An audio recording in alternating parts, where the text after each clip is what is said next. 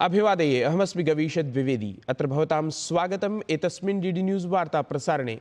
आदौ प्रमुखवार्ताः। प्रधानमंत्री नरेंद्र मोदी अथ जर्मन चांसलर फ्रेडरिक मर्ज इत्यनयोः मेलनम् अद्य अहमदाबाद नगरे संकल्पिते एतस्मिन् मेलनक्रमे अनेकेषु महत्त्वपूर्णप्रकरणेषु चर्चा जायेत। जर्मनी देशस्य चांसलर पदासीनस्य तावत् एषा प्रथमा आधिकारिकी भारतयात्रा। स्वामी विवेकानंदवर्यस्य जयन्त्युपलक्ष्ये अद्य देशः परिपालयति राष्ट्रिय युवदिवसम्। प्रधानमंत्री नरेंद्र मोदी भवेत् विकसित भारत यंग लीडर्स डायलॉग इत्येतस्य समापनसत्रे सम्मिलितः। प्रधानमंत्री तत्र कुर्यात् युवप्रतिनिधिभिः सह चर्चाम्।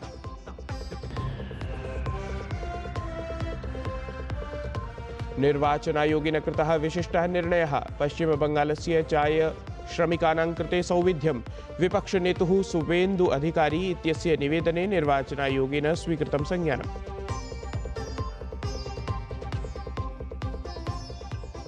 ईरान देशे विरोधप्रदर्शनं तीव्रीभूतम्। मानवाधिकारसमूहानुसारम् एतावता 500 जनानाम् अभवत् मृत्युः। डोनाल्ड ट्रम्प इत्यसौ संयुक्तराज्य अमेरिका देशस्य परतया हस्तक्षेपपरं समाह्वानं प्रकाशितवान्। इस्रायेल इत्यत्रापि उच्चसञ्चेतना प्रवर्तमाना। इसरो इत्यस्य ऐषमः प्रथमं प्रक्षेपणम् अद्य जायेत। श्रीहरिकोटातः आरब्धं भवेत् PSLV C62 EOS N1 इत्याख्यमभियानम्।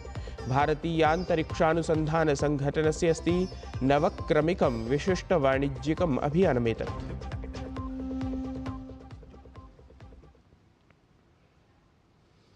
प्रधानमंत्री नरेंद्र मोदी अद्य जर्मनी देशस्य फेडरल चांसलर पदासीनेन फ्रेडरिक मर्ज इत्यमुना साकम् अहमदाबाद नगरे मेलनं कुर्यात्।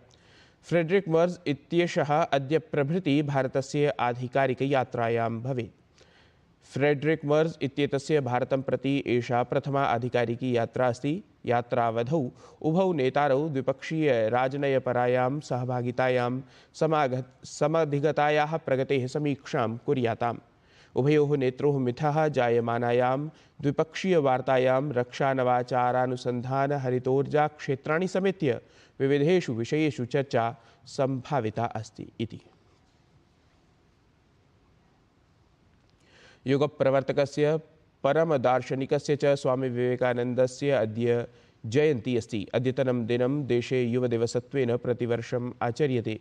स्वामी विवेकानन्दस्य यदा स्मरणं कुर्मः तदा तेजस्विनः तपस्विनः व्यक्तित्वस्य चित्रं नेत्रयोः समक्षम् आयाति। समग्र मानवकल्याणार्थम् अग्रेसरस्य स्वामी विवेकानन्दस्य जन्म 63-अधिक-अष्टादशशततमवर्षस्य जान्वरी मासस्य 12 दिनाङ्के जातमासीत्। तावदद्य सम्पूर्णः देशः तं महापुरुषं सश्रद्धं स्मरति। प्रधानमंत्री नरेंद्र मोदी अद्य राष्ट्रीय युवदिवसावसरे विकसित भारत यंग लीडर्स डायलॉग इत्येतस्मिन् कार्यक्रमे सम्मिलितः भवेत्। एतस्मिन् अवसरे प्रधानमंत्री देशस्य प्रायः 300 संख्याकैः युवभिः सममेव अन्ताराष्ट्रीय प्रवासी समुदायस्य युवप्रतिनिधिभिः साकं संवादं कुर्यात्। यत्र हि चयनिताः प्रतिभागिनः 10 विविधेषु विषयेषु प्रधानमन्त्रिणः समक्षं स्वकीयाम् अन्तिमां प्रस्तुतिं कुर्युः इति। कार्यक्रमावधौ प्रधानमंत्री नरेंद्र मोदी ऐषमः विकसित भारत यंग लीडर्स डायलॉग इत्येतेन सम्बद्धं निबन्धनसङ्कलनमपि तत्र प्रकाशयेत्। एतस्मिन् सङ्कलने युवप्रतिभागिभिः भारतस्य विकाससम्बद्धासु प्राथमिकतासु अथ राष्ट्रनिर्माणस्य दीर्घकालिकलक्ष्येषु चयनिताः निबन्धाः सम्मिलिताः सन्ति इति। प्रधानमंत्री नरेंद्र मोदी सोमनाथ स्वाभिमान पर्वणि सम्मिलितः जातः, यत्र असौ विशालं जनसमूहं सम्बोधितवान्। प्रधानमंत्री एतम् अवसरं वैभवरिक्तरूपम् अथ अध्यात्मानुभूतेः पर्वरूपं संसूचितवान्। प्रधानमंत्री तत्र उक्तवान् यत् सहस्रवर्षेभ्यः पूर्वं ते आततायिनः चिन्तितवन्तः यत् ते अस्मान् जितवन्तः, परम् अधुना 100 वर्षाणाम् अनन्तरमपि सोमनाथ महादेव मन्दिरे उत्तोल्यमाना ध्वजा समग्र सृष्टिम् आवाहयति अथ भारतीयां शक्तिं सामर्थ्यं च विज्ञापयति इति। प्रधानमंत्री तत्रैव उक्तवान्, सोमनाथ सदृशानि पुण्यस्थलानि अस्माकं सामर्थ्यस्य, प्रतिरोधस्य, परम्परायाः च पर्यायभूतानि सन्ति। असौ कथितवान् दौर्भाग्येण स्वतन्त्रतायाः अनन्तरं परतन्त्रमनस्काः जनाः एतस्मिन् सन्दर्भे किमपि न कृतवन्तः। वस्तुतः इतिहासमेव विस्मारयितुं कुत्सितप्रयासान् ते कृतवन्तः इति। दुर्भाग्य से आजादी के बाद गुलामी की मानसिकता वाले लोगों ने मजहबी उन्माद की मानसिकता को केवल साधारण लूट बताकर ढंकने के लिए किताबें लिखी गई। सोमनाथ मंदिर एक बार नहीं, बार बार तोड़ा गया। अगर सोमनाथ पर आक्रमण केवल आर्थिक लूट के लिए हुए होते तो 1000 साल पूर्व पहली बड़ी लूट के बाद रुक गए होते, लेकिन ऐसा नहीं हुआ। सोमनाथ के पवित्र विग्रह को तोड़ा गया, बार बार मंदिर का स्वरूप बदलने की कोशिश हुई और हमें पढ़ाया गया कि सोमनाथ को लूट के लिए तोड़ा गया था। नफरत, अत्याचार और आतंक का असली क्रूर इतिहास हमसे छिपाया गया। साथियों, हमने धर्म के प्रति ईमानदार कोई भी व्यक्ति ऐसी कट्टरपंथी सोच का समर्थन नहीं करेगा, लेकिन तुष्टीकरण के ठेकेदारों ने हमेशा इस कट्टरपंथी सोच के आगे घुटने टेके। प्रधानमंत्री नरेंद्र मोदी गुजरात राज्यस्य राजकोट नगरे कच्छ सौराष्ट्र क्षेत्रेभ्यः वाइब्रेंट गुजरात रीजनल कॉन्फ्रेंस इत्येतस्य क्षेत्रीय सम्मेलनस्य उद्घाटनम् अकरोत्। एतस्मिन् अवसरे प्रधानमंत्री 14 संख्यायुतस्य greenfield smart Gujarat industrial development corporation limited estate इत्येतस्य उपक्रमस्य अपि शुभारम्भं कृतवान्। एतेन साकमेव प्रधानमंत्री राजकोट नगरे GIDC इत्येतस्य मेडिकल डिवाइस पार्क इत्येतत् उद्यानं समुद्घाटितवान्।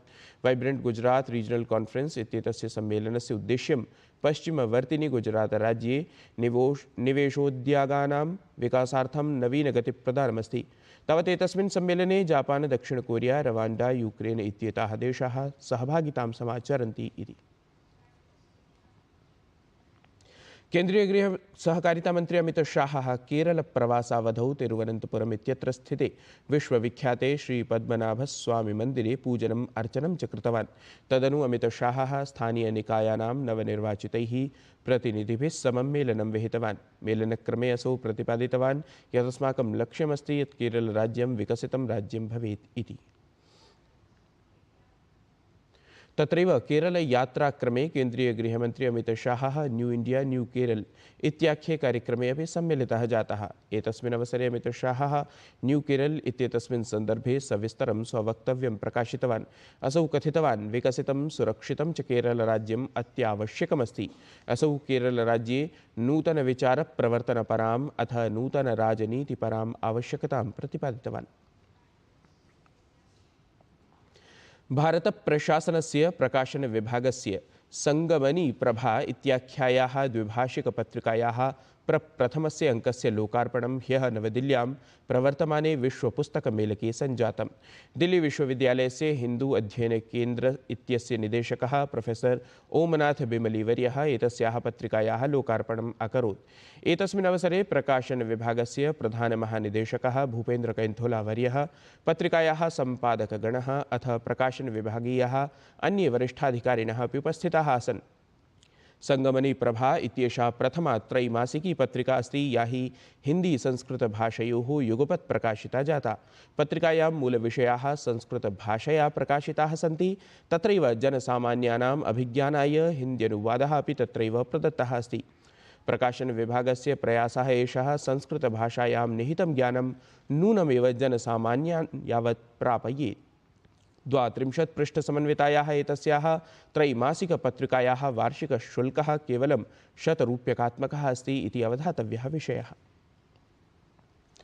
प्रकाशन विभागस्य प्रधान महानिदेशकः भूपेन्द्र कैन्थोलावर्यः संगमनी प्रभा इत्याख्यायाः पत्रिकायाः संकल्पनाम् अथ उद्देश्यानि एतदवसरे विज्ञापितवान्।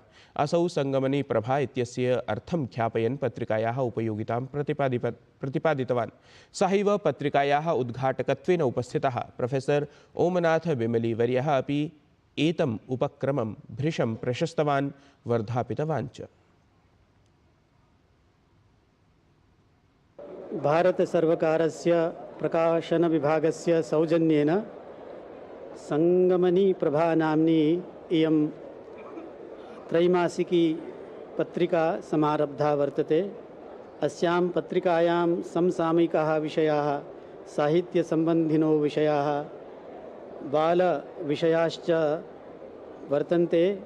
अस्याः पत्रिकायाः जनसाधारणेषु प्रचारः प्रसारश्च भवेत्। जनसाधारणाः संस्कृतेन आत्मानं सम्बद्धं कुर्युः। तदर्थं वयम् अस्याः पत्रिकायाः कृते शुभाशयानां शतं प्रेषयामः। ईरान देशे विरोधप्रदर्शनं सततं प्रवर्धमानमस्ति। तावत् मानवाधिकारसमूहेन गतदिने संसूचितं यत् जायमाने एतस्मिन् विरोधप्रदर्शने साम्प्रतं यावत् 500-संख्याकाः जनाः मृत्युमुपगताः। मृतकेषु 90-400-संख्याकाः प्रदर्शनकारिणः अथ 48-संख्याकाः सुरक्षाकर्मिणः सम्मिलिताः सन्ति। एतन्मध्ये डोनाल्ड ट्रम्प इत्यसौ संयुक्तराज्य अमेरिकादेशस्य परतया हस्तक्षेपपरं समाह्वानं प्रकाशितवान्। इसरो इत्येतस्य भारतीयान्तरिक्षानुसन्धानसङ्घटनस्य ऐषमः प्रथमं प्रक्षेपणम् अद्य जायेत। श्रीहरिकोटातः PSLV C-62 EOS-N1 इत्याख्यम् अभियानम् अद्य आरब्धं भवेत्।